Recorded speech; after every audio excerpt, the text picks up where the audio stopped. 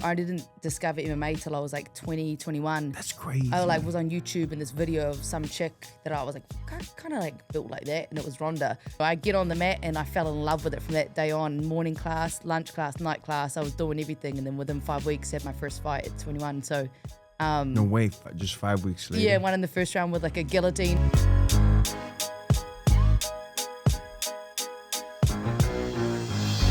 Ladies and gentlemen, boys and girls, it's your host, Death Row Podcast. We got someone special today. What we do every day, but someone extra special today. Someone extra wild.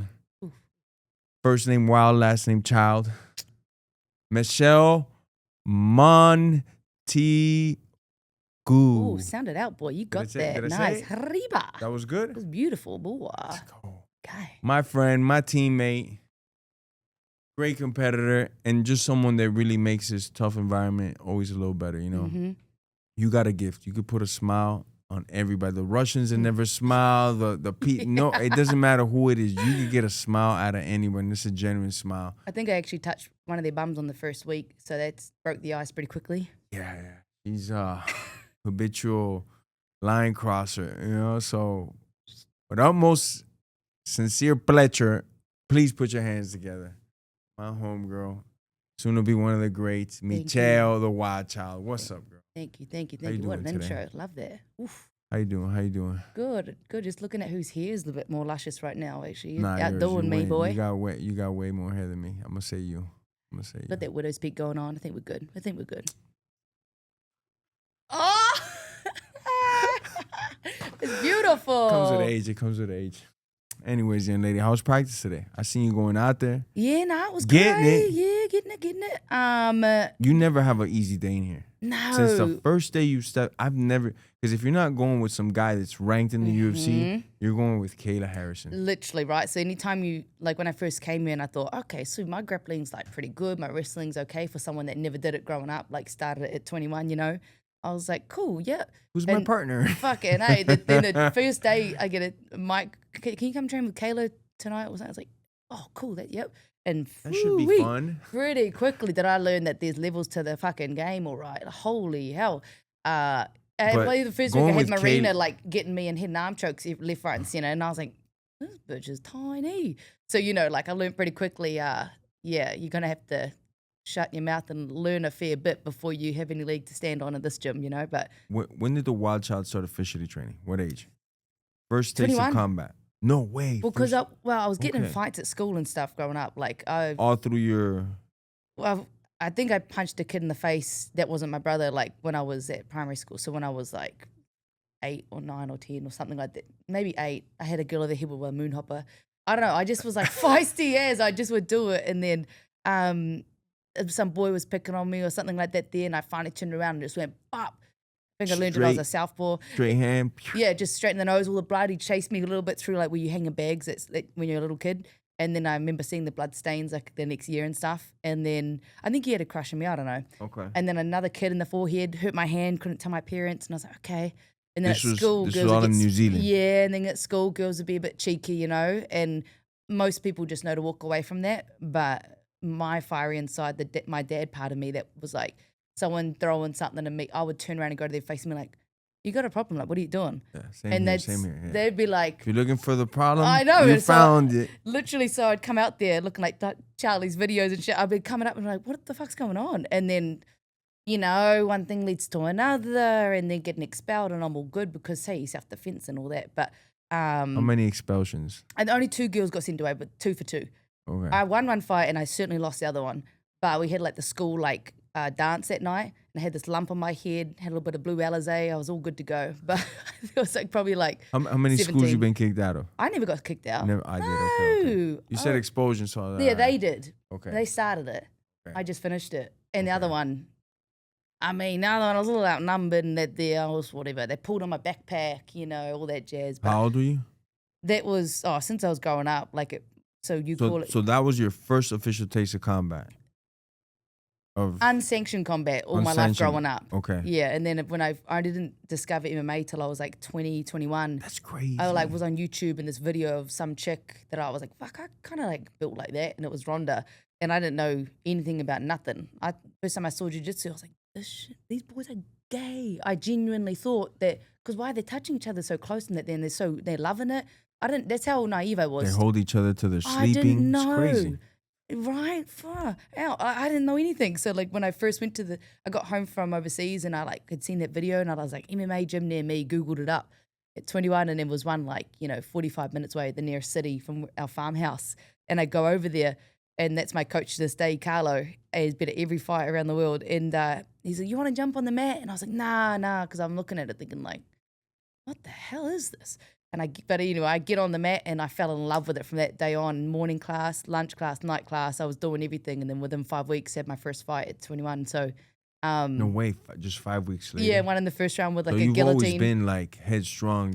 Yeah. If I'm gonna go full tit at it. You know what I mean? Like, yeah, okay. Like so at 21, you start training. Mm-hmm. And when do you start doing like more like serious training? Like, all right. I was serious from then on. From when you started, it was like a serious thing. Mm-hmm. And I what were you working in right when you switched?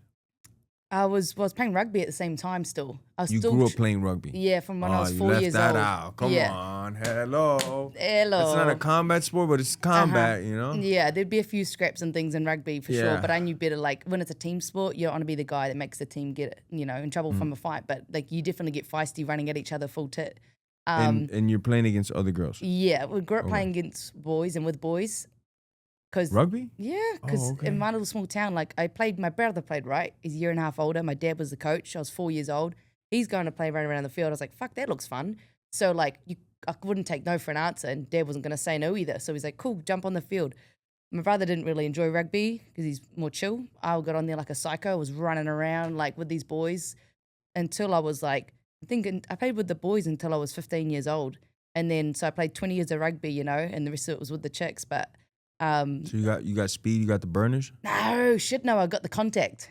Okay. I liked running into people. Okay. Yeah, if you're there and there's an option to run around you, I would choose to run at you.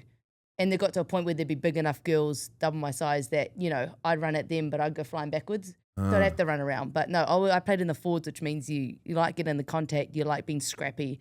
Okay. So fast for a forward, but slow for like a actual speedy person. But yeah, no, I wanted to make the national rugby team, right? And I was training with the ex-head coach and everything. New Zealand's like top dog in Yeah, right. So like I was playing for, like, you guys have states. New Zealand has like regions. So I was playing for like the regional team in that there. I was getting real big, 280 kilos. So I guess like 175 or whatever. Yeah. I was getting big. Had another MMA fight during all this training as well. And then I broke my freaking leg in the first 5 minutes of the game where the scout was watching, and just snapped the thing. How? Somebody landed on it? I went to tackle a girl a bit bigger than me, but I just, whatever it was, my leg just snapped. So I was like, pain? Yeah, pretty bad. They cut my boot off, all that jazz. And so then, had some metal put in there. And then just with that point was like, I got to pick one sport. It's not fair on me or the people I'm around, like, to be doing a bit of both, like, so then from that point on was like focused on, wrestling and MMA and jiu-jitsu, all the tournaments I could do and stuff, and still ended up breaking another leg, but that was through wrestling. So, definitely felt better breaking it, doing when I was focusing on the one sport than when I was dabbling in both, it wasn't confusing for me. It was like, I understand what happens. And yeah, I was focused on MMA after that point from probably like early 20s kind of thing, and kept doing all the amateur world champs, the amateur tournaments, everything you could get to try and do from New Zealand outwards. I think rugby helped you, give you a little base? 100%. Like, that's why I loved wrestling, right? Or I love takedowns in general, was because with rugby, that's a lot of what that is. You're tackling people. So for me, when I did wrestling, I was like, oh, this is like pretty similar to rugby, you know what I mean? Except without running at them full pace. So I loved it, and I loved the contact side of it. But man, the amount of times I got choked out thinking my strength was my like saving grace. Your strength ain't shit if you're jiu-jitsu against people that are purple belts and you never been. I was getting triangled in these guys' crotches, like, and they're like pushing me off, and I'm thinking, what happened? Yeah, if you don't know what's happening, it's the worst experience. So bad, yeah. Doesn't it was a matter rough. how physically gifted you are. If you don't know like how to stop a choke or a leg lock, you get turned into a tapping machine. Yep. But it's worth the experience, because then you come out. I learned pretty quickly, Yeah, and I would do competitions every weekend. I remember playing a 80-minute game of rugby, and then driving 3 hours north to the city to do the jiu-jitsu tournament. I was like white belt, heavier girl, so I thought about like all these mumsy type ladies, and like the lady like held my division to the end so I could make it in time. So then I go from the field, drive up to Auckland, do the tournament, and then win that. And I was like, oh, I love this shit, you know, like. And you always had this energy since a kid? Oh, yeah. Okay. Yeah, it was a nightmare for my parents. I mean, Okay. my dad grew up worse than me, so it was all good, but yeah. Alrighty. So now you're in full blast MMA. Mm. The rugby's been put aside. Mm-hmm. How's like the personal life? Do you like a disciplined person, or you like wild as you are on the field? And Well, depends who you ask. Okay. Are you raging out like after a tournament? You won a tournament. You're going Who party. you been talking to? Nobody. Yeah, they call the Kiwi girls call me the menace of Miami. Then they came over. No, Izzy had the fight here when he beat Alex, right? And so I went out with them there, and I was messaging the girls, and I stayed up till the sun came up with the boys after that. Like, yeah. So now I've got that dialed down, right? Like I finally, my purpose and my routine and my rhythm I know makes me a better athlete, better fighter. What mentally helps me, but there was a good 10 years there where I couldn't look forward enough to the next time I could, go to a gig or like get on the piss or whatever. Like I loved it so much, which is not a good thing, right? But at that age, you think you almost live for it. You almost live for the aggression in the sport you're doing, and then you go out and have fun and you're bouncing around and all that. But it's not a way to go if you want to be professional. And at this level with these girls, every fight's going to be a really hard fight. So any little like free cheat code I can have, like that discipline, now I'm like mentally in a place and mature enough to be able to take it and like pick and choose the right times to let loose. Whereas before, any sort of like band that was on or gig or doof or anything like that, I wanted to go out to it, How about the eating? Are you disciplined with the eating? Yeah, I've been pretty good with that always, right? Like I never been okay. Yeah, always been pretty good with it, like because I don't like sweet stuff, but like I could mow down a meat pie real good, like meat pies in New Zealand and Australia, fucking. You cooking? You make them yourself? No, fuck no. Go down to the bakery and buy it like a fat, and like just eat the thing in the car and then carry on. I'll one up. I'll Uber Eats that shit. Well, see, we didn't have Uber Eats in my little town over there. No Uber Eats. But you only got to drive a couple minutes. Yeah, literally. There's one main road. There's no traffic lights. A couple roundabouts. One school. How many people? Oh. Well, I heard another rumor. You grew up in a farm with like 300 cows. Mm-hmm. Yeah, we had 300 cows. So I'd grow up. There's more cows in your town than people. There would be, yeah. Everyone in our town either has like a farm or horses or like a little small business, and we had a small business in the farm or whatever. And like, so I'd grow up like when we had the cows would have their babies, right? They had the calves, and then I'd go into the big barn that had them in it, and I'd ride them like pretending I was in the rodeo. I didn't really know what the rodeo was. I just knew I wanted to be a cowgirl. Okay. So I would ride these things around. I'd ride the cows out the yard after Dad was milking them. Like every day he'd be milking them morning and night, and I'd want to go down to the shed. Like my parents used to have, they had no babysitter, right? So they'd put me and my brother in this old as camper van by the cow shed, and they'd lock the door so that, they didn't even lock the door. They just had us in there to like, okay, they're safe in there while we milk the cows. And my brother would be chilling there watching some show, eating some snacks, and I'd come out and they'd look up and see me like in the cow shed, like with my crazy white hair, probably no shirt on, like snot everyone, like, what's everyone doing? I'm like 3 years old. And then the cows would be like, fuck, what this little demon thing looking at me, So then they'd put me back in the thing, and then they started to lock it. Then I'd climb through the windows and I'd come back into the cow shed. And they're like, what the fuck? So then they had to put wire mesh over the windows like a prison to stop me going out. Then I teared a hole in the floor. I just picked something and just ripped the floor open so I could get out. I was like, couldn't contain me anywhere. Right. What a psycho. Love the energy. Ooh. Same here, uncontainable. Fuck. Damn. Like that's Yeah. Too independent for my own good, but it's still funny. I love it. I'm the same, Mm-hmm. It's like, if you tell me like don't leave, that's a problem. It's better you just like don't tell me anything, then maybe I'll just not even try to leave. But there's if you say like, hey, listen, point. Like, oh yeah, you gotta be here and don't move. Oh, you fucked up. Like something in me is just gonna start giving me anxiety and like, I gotta go. Right. So you imagine me in my 20s being like, oh, all these other people are going out and doing stuff. Fuck, no one can tell me no. They're doing it. I'm gonna do it.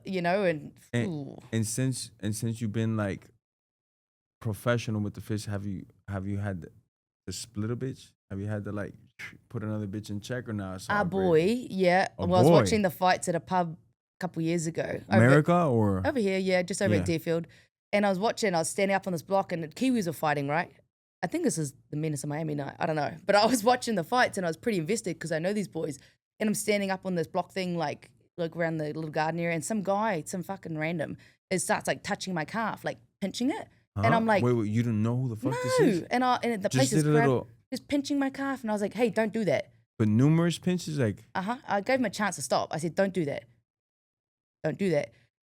Anyway, he's doing it. So I stepped down to the thing and I stand this close to him and I said, what the fuck are you doing? And he just like smiles at me. So then I just slapped him across the face. Slapped him. Or a punch, you know. I like, at that range, I like the allegedly- headbutt. I like the headbutt. Right there, we're right Well, here, face to face. You the know headbutt what? thing in New Zealand, there was a couple instances with this Got you some random charges? guy. No, hey, self-defense, my brother. It was. But I no, believe you. this guy was coming up and he was just hassling me, following me around our little town. Like we go to one pub and there's one other one after that one closes and that's all there is. So if you're out, like everyone goes out like Christmas Eve or that their New Year's Eve like a little bit, but you see all the They people gonna we went find to you. school with. This guy was like some random like drop kick, no, like just scumbag, right? And he's like following around, taunting me, doing this stuff. And I finally turned around at one point and he's standing right there and I just went, boom. And I was like, that got a result. So I carried on walking. And then the same guy pops up, right? Another night. And I'm at this place that closes a little bit later. So by that point in the small town, everyone's getting a little bit like wobbly on their feet, like getting a bit aggressive, whatever. And I was pretty clear-minded. Well, this guy comes over and I actually hurt my hand in a fight or something. So he comes over and checks my hand and goes, oh, hey, I was saying like sorry for this other time he caused some grief with him. This is a grown-ass man. And he shakes my hand. And then I'm like looking him in the face. And I was like thinking, he's not going to let go of my hand. And this is actually hurting my like sore hand, but I didn't want to tell him it was hurting. So I was like, he's not going to let this go. So then I just went, boom, and headbutted him on the nose. And he gets kicked out, obviously, because everyone saw what was happening. But I just didn't say anything. I didn't say stop and let go of my hand like a little bitch. I just was like, let go of my hand, and he wouldn't let go. He kept squeezing tighter and tighter. So I just actually headbutted the bridge of his nose. And then he was gone. It's one of the best ones. It's For good. everybody back home watching this, the headbutt is exceptional. You don't have to have no training The for thing it. is, if You just let that thing someone's loose. that close to you, It's and one of the I best go to things. just, I happen to look down to tie my shoe and your bridge of your nose is in the way, I'm sorry. Not my fault. Not my Step back fault. a little bit. Let my me guy. tie my shoes. I'm just here to tie my shoes. Drop something. Yeah, okay.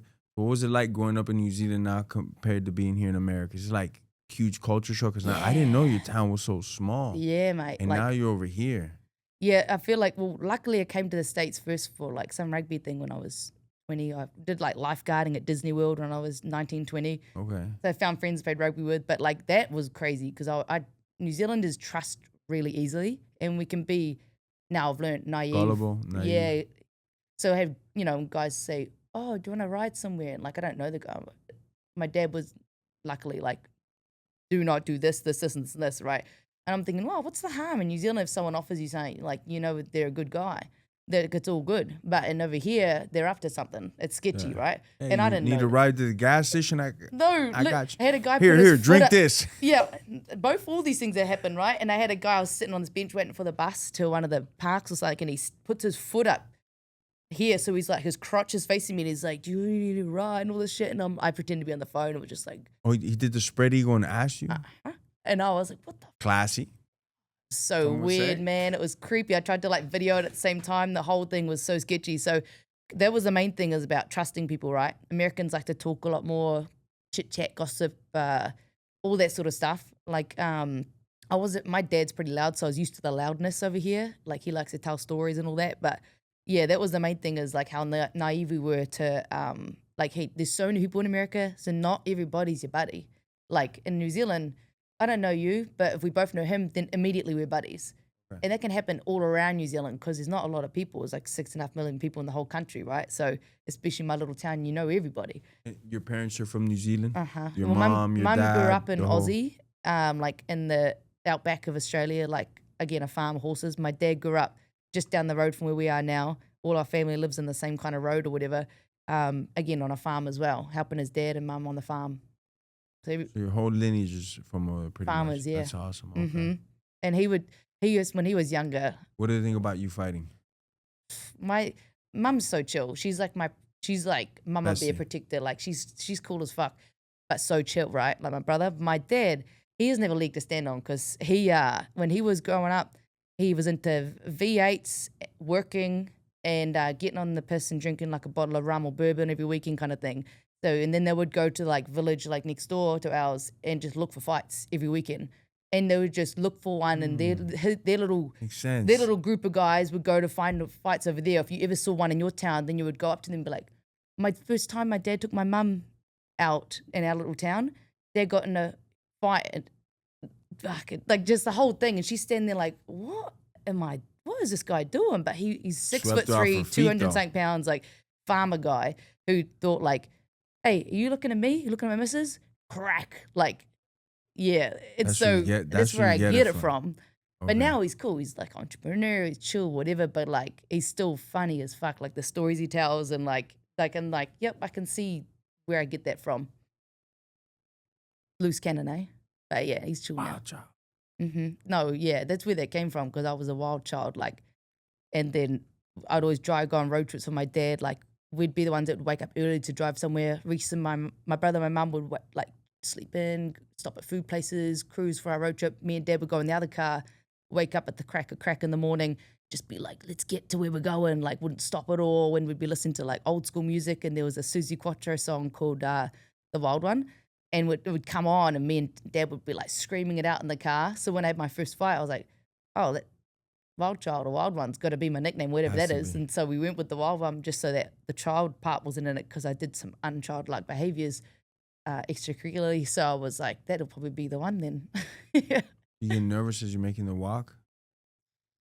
Not when I'm making the walk, but once my hands are wrapped backstage. Okay. They're getting the butterflies. God. Yeah, my heart's like down to my butt cheeks. Like it's like, and you're trying to warm up, and you're getting that adrenaline dump, and you're like, nah, it's all good. Okay, sweet. We've got time. We've got an hour. We've got this time. And then so tired. I'm so happy. I'm so sad. All the things at once, right? Like I always put it off all week, all camp, everything. And then, because I know as soon as my hands are wrapped, like I'm like locked in. I'm like, oh, that feeling, you can't ignore it then. You can ignore it any other day of the week, fight week, all that shit, but you cannot ignore it then. And so like, yeah, once your hands are wrapped and you're waiting to go out, fuck, that's tough. But as soon as that song that I talked about comes on and I'm running out to the cage, all good. And then there's that little break, before like you touch gloves and you start the fight, where you're like, okay, are you ready? How are they gonna come out? Oh fuck, what's going on? Are you ready? You ready? And then once it starts going again, you're all good. It's like a sparring day, you know. You wouldn't be fighting shepherd? If you weren't a fighter, would you be shepherd maybe? No? Surfer? Oh, probably I would be keen on surfing. I do like surfing. Not that good, but if I wasn't fighting, I'd probably be playing rugby, you know. I love it. And again, the contact side of it, or I'd be like a firefighter, you know? Yeah. I can picture that. Fires can fuck shit up, and I'm like, that's like a bit of a fear, like how quickly a fire, like it burnt down our family business that we'd had for 20 years, like this freak fire, and watching the thing go down, all the gas bottles inside exploding. Everyone in our small town, they'd been on the piss that night, coming and watch and saying all this shit, and like my brother's missus nearly getting in fights with them because she's tiny, but she's like big energy, and she's like getting angry at people. I'm getting angry at people, like, oh, so I'm like, if I'd be something else, I'd probably be a career firefighter, because I'm like, just seeing the damage that shit can do, you know. I got a lot of questions. How many genders are there for starters? How many genders? Genders. There's boy and girl. Okay. Yeah. Yeah. I'm just making sure in New Zealand it's the same thing. Yeah. Right. No, you got XY or XX. That's your chromosomes, and I don't want to hear any other shit otherwise. You're uncancelable. I just want to say that at this point, they can't cancel you. Hey, if you haven't been canceled at this point, no, forget about me. I'm talking about you. You are uncancelable because you be wild. You're the wild child. You be saying some shit. These you are be doing some facts, shit. Bro. I love it. These are facts. No, that's a fact. That's a fact. There, you're as honest as possible. You know. Mm-hmm. And another things you be popping off. I love it. You always speaking your mind. Mm-hmm. Okay. Favorite current fighter to watch right now? Diego Lopez. Oh, I love him. Isn't he good to watch? I remember his debut against one of our boys, right? Ivliov. And then I was like, damn, the submissions he was hitting from places that you think most people just try and stand up. He's like hitting all these subs. He's dropping people. When he fought Brian Take, I was like, damn. Mozart, that was a good ass fight. And he's got that like cute like cowboy style. I'm like, I like him. Yeah. Yeah, I like him. With the hands, he's dangerous. Good from the clinch. How about from the girls besides Kayla? Because obviously. Yeah, fair. From the girls. Fuck. I don't know her name, but there's a Brazilian girl with quads of doom, one of the smaller girls that like the way she fights is fucking insane. But Shevchenko's, you can't really go past that, right? I mean, Bia fought phenomenal in her debut as well the other week. You know, finished the girl in the second round. I didn't see that one. Yeah, she finished the girl in the second round. She already has all the accolades from jiu-jitsu, you know, like the lady goat and all that. Like, no one's better than her at jiu-jitsu in the world. Oh, I know who you're talking about another our teammate here. I didn't catch the name of it. Yeah. No, she's a problem. So, like, seeing that, man. She's another problem. That's what I'm saying. You never have an easy goal. You have the 10-time Brazilian world champion or Kayla Harrison. Pick. You literally have the judo goat or the jiu-jitsu goat. And then you got me who like, you know, fucking pick up ball the whole sport at 21 and it's like, ooh. They're going to fast track you. And then you got Yana out there too who never gets tired. And then, you know, I was watching her fight over in Vegas after mine and like she had this dirty boxing going. She was holding the girl's head, uppercutting her. And I was like, damn. That's who I spar with the most usually. So, yeah, in our weight group in the gym. Our women's team is crazy. Damn, you know, we went from Amanda Nunes, Joanna, and we had obviously numerous other girls that were part of the mix, but those are just like two of the standouts. And then now you girls, you know, it's crazy what we've done on the women's side. And you know, the women's program, you could thank me. Women's program was this close to getting eliminated. Are we thanking you? I feel like Kayla would oppose that and we should be thanking her. Wouldn't. No. Kayla will tell you, thank that motherfucker, because you know why?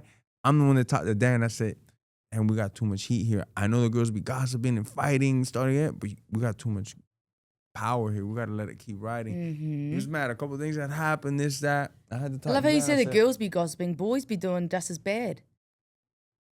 I reckon. Well, they do it with they be doing their own weird shit, I feel like. You know, but girls, I think the girls are more catty, that's for sure, right? Yeah. I'll tell you something. They pick and choose a little bit. A dude will come in, another dude comes in, never seen the guy in my life. I'm expecting to go hard. Worst case scenario, we're going hard. And if it goes harder than hard, cool. And if it doesn't, that's what I love cool. about the boys. The girls, there's a courtship to it. There's something. That's so interesting that you recognize that because it's they fucking don't know accurate. each other. They don't know each other, and they're like, "Oh, hey, hi, cool." It could either be a fight, or they're gonna You're go waiting very, for the very other light. person to go a little bit harder, and if they do, then you go 100%. You know, it's like, not, and then it's beef too. If like the first couple goes, the girls that you when they get one up on them, and then you're like, "Fuck, I think she's mad." Or like, you went a little rough here, you didn't went a little rough there. They'll hold on to that. You know, it's like a courtship to going hard with girls. But us is just gonna like, yo, let's go. I'll shake your hand after. We could eat a cheeseburger. I don't give a fuck with the girls. It's cat what I world. actually appreciated with the boys too is that, like, I mean, Kayla could vouch for it too. She's one of the and Bia, they both train with the boys a lot. On sparring yesterday, all 5 rounds I had I went with all different boys for the rounds, you know, like, and all of them like were able to like dial it back, and they don't train with girls a lot. Gus does, but the other boys I went with, one of them was a Russian. They don't usually train with girls for sure, but they all were able to like manage their output to where they could still land and take down and like hit subs and do all this shit. Like Adriano had me like my face in his crotch hitting the triangle from some weird position. Like, well, Adriano's I know. And cream of the crop. You know? Yep. So you're like, not gonna get much better than that guy. Yeah. You know? So there's like they're still cracking you, but they're pulling back enough, and they're still giving you good work.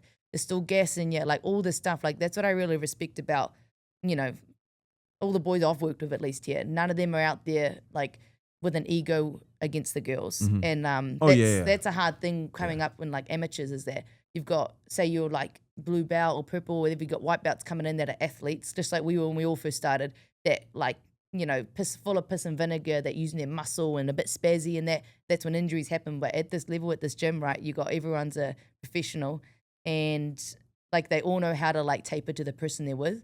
And yeah, when you get new girls come in, you don't know if they're gonna be like super skilled in a certain area, or what. You might not know nothing about them, and you don't know the emotional side that the boys don't have to deal with. Like, is this girl gonna like cry, or are they gonna come out full tit? And I'm waiting to see if we're gonna go like light or what. Like that's probably the most annoying part about being a chick in this kind of sport is that you have to go hard to get better. Yeah, it's almost like. Have to go hard. And it's not a conversation we had before we start. Like, are you going to go 100%? No. What percentage are you going to be at today? No, right? It's like, the size difference too. The guys will do the scumbag moves like, hey, let's go light today. But they won't. Knees like that. Yeah. My knee, you know? soon as you shake hands and go flying guillotine, rip your fucking ankle, go as crazy as I can. Then if you start getting the edge on me, please. I do know the secret though, for any girls out there. Like if a boy's going with you and he's clearly either bigger or stronger or better than you, right? And let alone the whole testosterone factor. So if they're having a bit of their way and you're thinking, fuck, what a pointless round this is, you can lighten the mood a little bit with just a little bit of like a jab and like a tickle or whatever in the ribs there. That'll get them going. And also if you start taunting the oil check, immediately you get a good position. Like they will let go of that shit. No, dudes, yeah. There's only a couple boys that won't let go. They'll let you go and it's a game of chicken then. How far is that hand going to go? Yeah, and I usually don't win that game. I turn, and I shouldn't probably say this, it's not good to know my secrets, but I turn into a cat every time. Like to do the oil checks, I like touch the roof. Really? Because I had my fingers like right between your cheeks yesterday and you didn't flinch. That's different though, because I had the shorts, I had my cup, I had everything. You weren't like, in that. This is you true. weren't like. I'm like, so you remember. You thought about that. I freaking remember, man. That's locked in there. This girl is savage, man. It's the only way I can get Kayla off me sometimes is like any of these cheeky kind of moves. Credit card swipe. That or just one of these choked or credit card swipe, Credit card. just reaching around. You can get good reaction off that because I'll be stuck underneath her sometimes. I'm thinking like same size, like we're both in the same weight group, all this stuff, and I'm like, she's just fucking better right here. That's for damn sure. So I like have to resort to. She's better than like 90% of the gym in that position. I would say every single she is the best in the world at these like control positions, and it's like once you lose that, how do you see the Amanda and Kayla fight going in your head? Wow. I mean, Kayla's the champ for a reason, right? And she's been working this whole way through. Her strengths that she has are the best in the world, bar none, right? Obviously Amanda's got great power.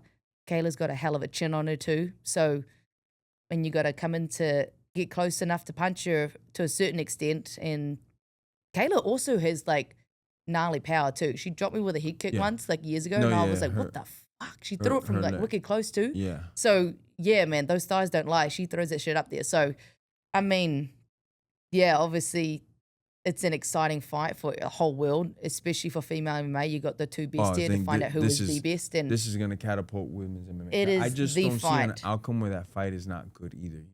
Sometimes you get these big fights and for some reason or another, it just doesn't materialize. I've seen this fight 100 times in my head. It's not that fight. Like, and you imagine how many times these two girls have seen this fight in their head as well, right? And I've seen and they've trained a little bit with each other. They've seen each other training a lot. Yep. And I've seen that Amanda's got Pacheco in her camp at the moment too. So like, she's got the only girl Kayla's lost to, albeit a decision, but and Kayla's a completely different PFL. Kayla's a different fighter since then too, and so I mean, but also like Kayla beat that girl, I think 4 times. Exactly. So it's like, but you got to do what you can. So it's an exciting fight, exciting build up. And also Amanda and Kayla are such good human beings, both of them in their own rights, and so bloody respectful. And they've gone probably from outside looking in, probably grown through their, like, I'd say like ego phase or whatever you want to call it, where now they're so humble but confident, and so it's a very respectable matchup where they both know like what's at stake here and like why they are the ones that are fighting each other and nobody else, and it's been proven in their track record. So I love that part of it too. Like now it's not any like, there's no like scumbag shit going on. It's just they know they're the two best. So let's have a fight and Kayla can keep her belt. I wonder if they'll do a women's BMF for that. Why not? That could be it. I think whoever, for the female BMF, whatever weight group they have it or whatever, I don't think it's going to be changing hands like it did with the men quite as much at the start there. Like, there's not so many mongrels, like, hard out, like, crazies in women's side that is with the men's of you guys, like, that come out and do fucking wild shit. Like, with the females, it's a little more calculated and they're, like, but it's more also calm. growing. It's also, it's still, like, getting on its way there where more and more girls are accepting. And then also as a parent, you got to accept it. Like, man, my little kid's going to be fighting, put him in the gym since young. It's there, but I see it ever more growing. Like the amount of girls that are now, I take my son to grappling competitions. Yeah. And now the amount of girls at a young age, like let's say 12 years old and under, overwhelming. It's always sometimes the same amount of the boy competitors now, which was never the case. You went to a tournament before. All boys, 100 boys, 3 girls. I remember the amount of times I did Now a I go to jiu-jitsu some tournament. tournaments. It's like I'd be in the boys division, like, and that was even only 10 years ago in New Zealand, like, and it puts an unfair pressure on the guys because they want to go out and go 100%. They're like, do I go 100% on this chick? She's gonna go 100% on me, and we're the same size, so like, it's a bit. I can't lose to no chick. And they can't lose to a girl. So I remember my coach Carlo telling me like why sometimes like not to do that, you know, in these smaller competitions. But I was just like, I just want to compete. But I understand too the other side of that coin of like, oh yeah. But the guy, that's a whole other little thing to think about. And it's kind of a lose-lose for them. Oh, you beat a chick or oh, you lost to a chick. Neither one's that cool. For me, it's no risk, right? No reward. Only reward. Oh, I lost to a boy? For us, cool. Or I won a, yeah. For you guys. A chick, like, I beat this 5-time Brazilian Jiu-Jitsu champion. You're a guy. You're supposed to. That's why, again, that brings back to my point of why it's, why I love training with the guys, like, whether it's in New Zealand or here, but at that like higher level is because they drop that ego. They don't think, oh, what if the coach is watching me and this girl's winning this position or whatever, but I let her get there. They should know. Like, they don't think like that. And sometimes I'll be thinking that in my head while I'm in a good position or I land something and I'm like, oh, I hope they know that I know that they're being respectful, that they don't need to step it up now. Like, it's all good. Because they'll do small things without being risky, right? And I'm like, fuck, I hope they know, like, I'll always go around and thank the artists. Like, thank you for, like, I'll say go light or, like, keeping it safe or whatever, just so they know. It's just different. Like, I respect that, you know? The tendon strength, the ligament strength is just so different, you know?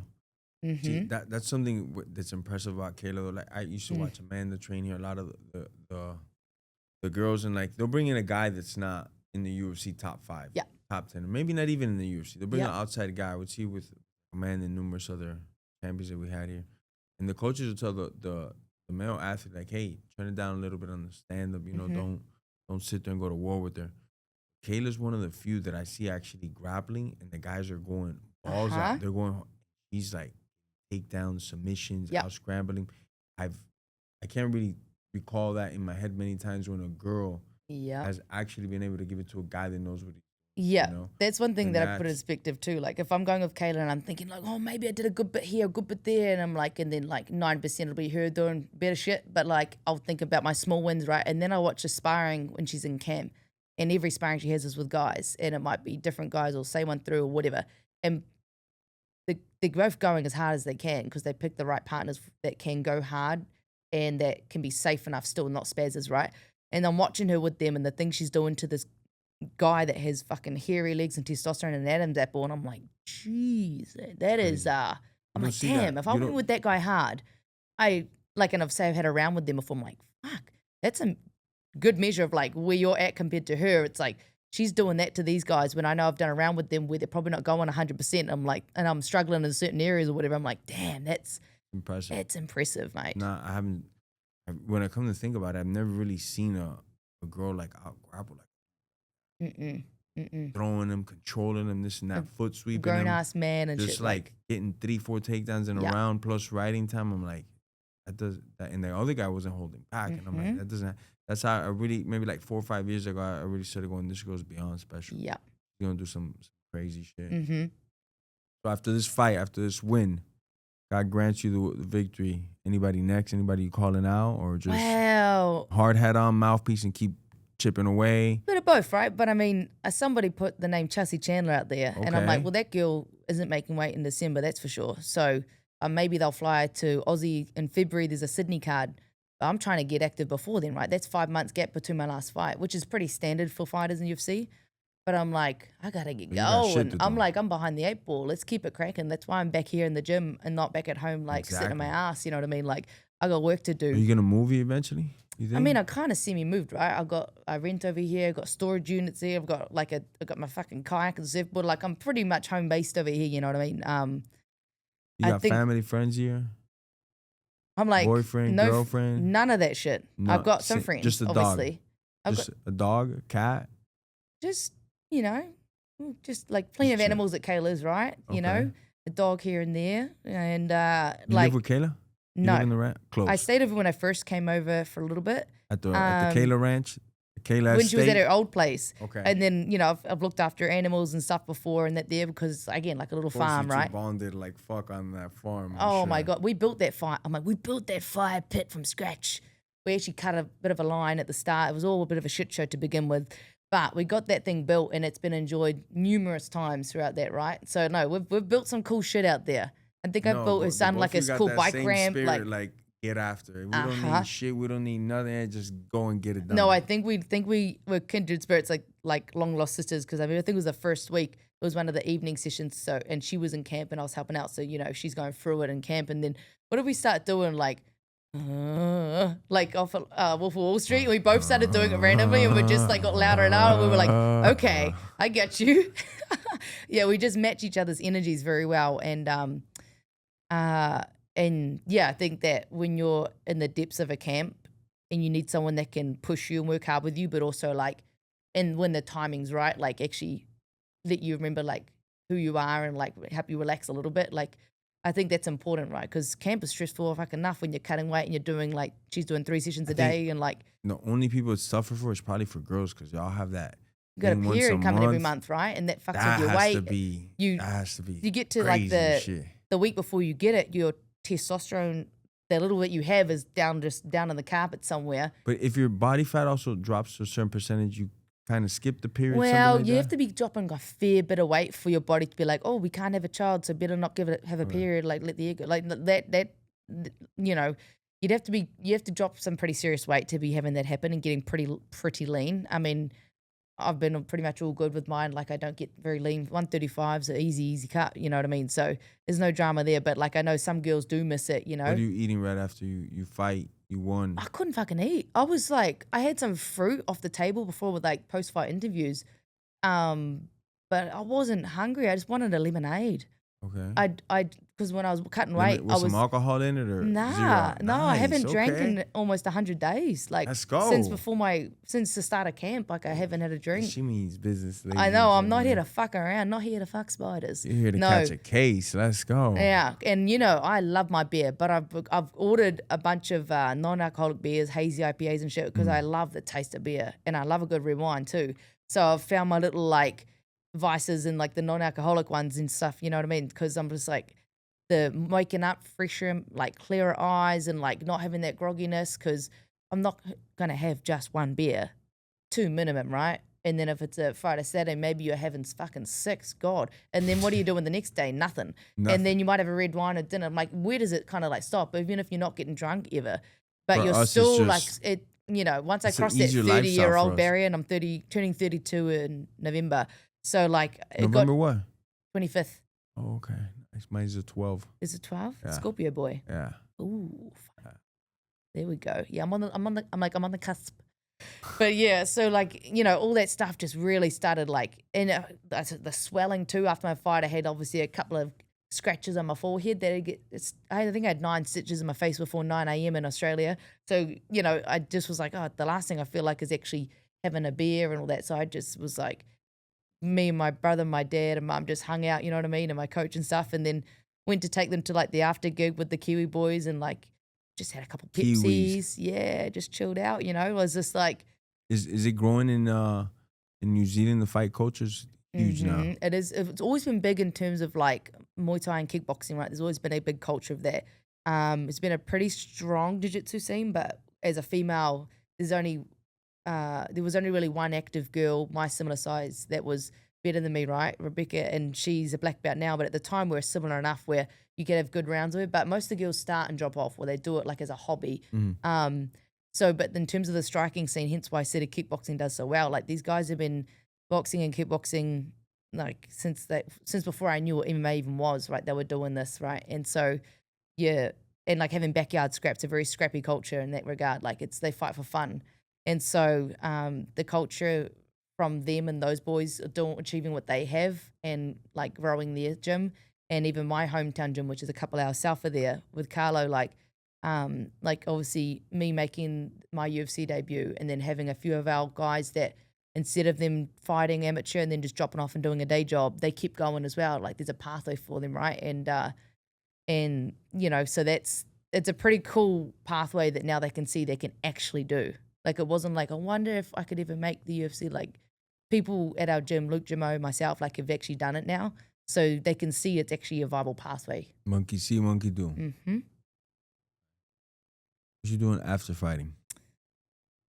I mean, firefighting? No, I don't know. Like, it's a thing. Firefighting. Like, do I have enough money in the bank where I can like go and do I can just go fishing every day and surfing and go on adventures? Spear fishing, what type of fish? Kayak fishing or like out in the boat, but like I don't have boats, so I got a kayak. And so like I like to go out kayak fishing or just off the wharf, whatever. I do that shit every day.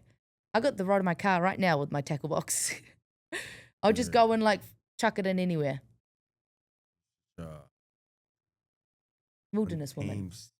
Wilderness woman, like it's Call first it day. coastal cowgirl. Coastal cowgirl. Wow, that's a new term.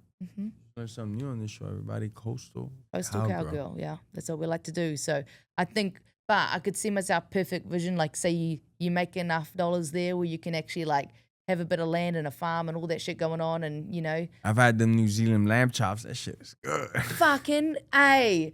Oh my God, yes. Yeah, that shit is good. When I was in New Zealand, I seen the pack that I always get was like this like mint and something marinade, like lamb one. And the size of these things are like they look like the size of a dinner plate, right? The size of these chops. Woo.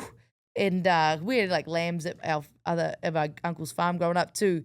And like the chops I get over here, I had one place that said they were New Zealand lamb chops. This shit was the size of my pinky toe. Like it was so disappointing. So yeah, when I go back home to New Zealand, what I love most is like Dad will get the smoker going, like, and it'll have like short ribs in there. You mentioned your dad a lot. You and your dad real close, huh? I love it. Nice. So daddy's girl. Yeah, but Mum's my best friend. Like as I've gotten older and I've like hard to see it, but actually calmed down quite a bit. Like Mum was there with the Mum and Dad were both in the room when I cut weight in Australia for this debut, right? And like Dad went out, had to get a fucking scale because mine broke, so he was out there getting that. He's like wiping my forehead and just like telling stories to the bloke that's doing all the video stuff, and then Mum's just quietly watching, see what's going on, getting the bath, the right temperature. I said, Mum, can you stay the night, you know? Then when I stayed with Kayla the night she cut weight, I knew she'd like, you know, it's just like, no one sleeps good the night you cut weight. And I was thinking in my head, like, you know, it could be like that, wake up in the morning and had to do a little cut. So Mum stayed with me, you know, that night, and then had the bath going in the morning, like helped me out and all that there. She was so cute, like braiding my hair at the night so it was nice in the morning, like wicked cute, right? No breakfast after the weight cut. I couldn't eat all the fluid in you, mate. I was just like, How much did you cut? Huh? How much did you cut? I was doing it all in kilos, but I was like maybe 10 pounds over that week. Oh, okay. If that. 23 pounds, something like that. Nah, I mean, I only walk around at, 10 kilos is like 22 pounds? No, it wasn't 10 kilos, 10 pounds. Oh, 10 pounds. I was like 67 kilos and I went down to 61, so 6 pounds, yeah, maybe 6 kilos, maybe 10 pounds, something like that there. Yeah. You're big for the weight class, though. You would think so, but these bitches are fucking huge. They don't make weight, some of them, and like, you know. You're 135, right? Yeah, 135. Yeah, but, you're good size for 135. Yeah, I think I'm like the size you'd want to be, 5'8", 5'9". You know what's something crazy that always blows my mind? How the girls are always considerably bigger than other counterparts at that weight. Like Marab, let's think of Marab. Yep. Kayla Harrison. Kayla looks like she's a 170 pounder compared to Marab. Well, and yeah, they're the same fucking weight. We grew up with our life of like tits and ass. All the fat that we can't get rid of. Yep. She's wider, you know, it's crazy. Yep. Another one, Amanda Nunes. She's actually huge. When she was here when I first came, I was like, fuck, she's actually massive. Huge. Like massive, the long, pins on it. Tall, yeah. Yeah. I mean, Kayla's thicker, that's for sure. But like, yeah, Amanda's way longer than I expected. And yeah, no, that's the thing, right? You like, think some like Amanda Henry Cejudo, you know, when they both used to fight at 135, like what a difference, you know? It's crazy. But you think of the man's 135 is like this % body fat, and like there's no places that carry fat that they don't drop, right? They just it's all productive weight. For chicks, we go in there with boobs and bum that like jiggles if you jump, right? So that's saying that for the most part doesn't disappear. So that's a part of the weight part of you that like as flat as they get, they're still there, and that's something that we won't lose. So, but the ass is good though, because it's muscles. Yeah. Punching, kicking, caked up. You know, the tits. I don't know if they help you out for anything. Just a bit of padding. Yeah, just for the visuals. Visuals, really. Like you are your own brand, you know. I mean, y'all do get the views. A lot views. of girls be fighting with fake boobs.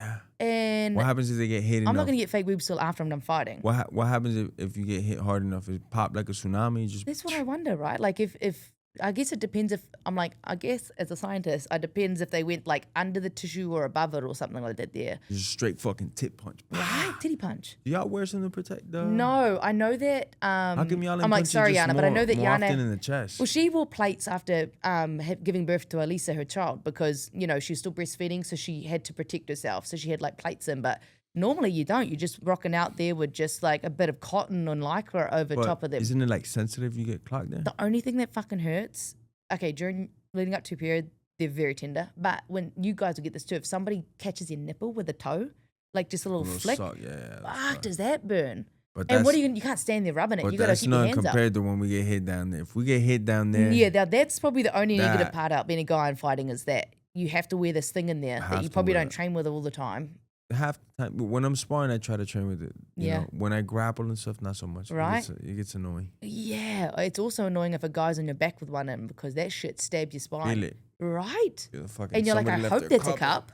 You're like, I hope that's a cup. Damn. No, that actually. No, it's my third leg. That's actually wild. No, the first time I got choked the fuck out, it was at City Kickboxing. There was a boy that I was with that was going pretty handy or whatever. And he had both hooks in on my back and he had sung the choke and knew he had a cup in and this thing was like stabbing into my spine. So I really flattened out, you know, and he had this choke in. I'm thinking about that pain. Next thing you know, I'm out like a light on the floor. And like, you out? It put me out. I couldn't, I went, think I went, crush on you, I was trying to tap. Maybe my hands were stuck and I was like, fuck, that cup's in my back. And next thing I'm out. And I didn't piss myself, but I remember thinking, like, I was so relaxed I could have pissed myself. Like, shame. I got up and looked at the floor because I was like, damn. I was like so embarrassed. Anyway, I got over it pretty quickly because I think not as many people saw it as I thought. And I felt, you know, when if you're out, you feel like you're out for ages, but it's probably been like 5 seconds. Seconds, and you're out. Like, where am I? Like, yeah, so damn. But you gotta go through those, so then you know. You know like, okay, that's good to know. That's where my limit is. Okay, so tap a bit before that, or escape before that. But now I know where my limit is. What's your favorite part of combat? Like art, striking, wrestling, right? I'm assuming. Honestly, my favorite part to watch. No, to do. To do wrestling. Oh, yeah, I would say wrestling, like because of the takedowns, just beautiful. And it's satisfying and being able to hold someone in a position. Like jiu-jitsu is cool and all, but you got to be able to hold them before you can use it, right? Which is where the wrestling comes in. But like if I could move and groove around like old Christian, I watch him striking and it's just, or like Dakota, you watch him and it's just, they're making shit miss by millimeters. Like they're just so smooth with it and it looks cool. And I'm like, you always think, man, I wish I could like move like that. But it's like, I ain't got that kind of, I got that white girl rhythm. So it's a little clunky. A little. You watch boxing? A little bit. Who's your favorite boxer? I think Mayweather because of, again, the elusiveness, right? It's like hard to imagine. You like defensive fighters? Because it's the hardest. It's not that hard to punch towards someone, but it's really hard to make them miss like most of their punches. Yes, no. I think that is a gift from God. Like I was born with exceptional reflexes, and the more I got in the sport, I was like, wow, God really gifted me. You know, it'd be rare that I get feeling.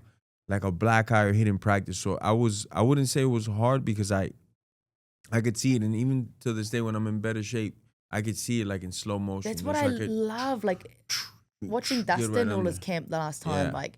He was working with Dakota Bush, and I remember watching these sparrings after my training have been like the way they move and the way they can make something just miss and then land their own like while they're going back. All these little things. That's a whole trick. I can watch it in slow motion, but that's something in the fight. Like once I get to the ground, I can slow it down a little bit, but it's so hard to slow that down unless you have the eye for it. And it takes years and years of dedicated practice to get to that point. Timing, just getting in there. I think that's why I love it so much is I admire it so much. Like it's like watching a kid do a backflip. If you can't do one, you're like, wow, that's really cool. I can't imagine doing that. And it's fun to watch, right? Watching anybody good at their craft, whether it's ping pong or fucking boxing, like it's beautiful to watch, right? Like, so yeah, I think that's probably that's why I love Diego, right? Because he can do it all. It's like a hot dog eating contest, and like I might be boring, you know. I usually skip that part. Okay. All right. What do you do on the fun time, downtime? Fishing, surfing, go look for shark teeth on the beach. I like to make shark tooth necklaces. Pretty nerdy, I know, but pretty cool. No more fighting out. No, unless it's again self-defense and I was pushed up against the wall and I had to do it. Grabbing right. the calves, you had to fucking let the right hand go. Right, like I mean, what are you gonna do, right? Like, hey, but like, yeah, I would say probably would be getting out fishing, just like anything outdoors. I'm pretty keen on, right? I'll literally just take my little car out to like the lake over here and just with like no plan and just like start fishing, looking at stuff. I like going to the thrift store and buying like random like toys and like I went and bought like a baseball bat and some golf balls because that's what they had the other day and just went out to some random bit of dirt and just started just smacking the shit out of them out there. Just for fun. Stop. Just for fun. Don't stop, girl. No. Once you stop, it's hard to get going again. So it's like you just gotta keep going, gotta keep trucking. Energizer Bunny. Yeah. Hey, how about that, huh? Amazing, thank you. So freaking good on the mic, girl. Little natural, huh? Nah. Gift to the gap.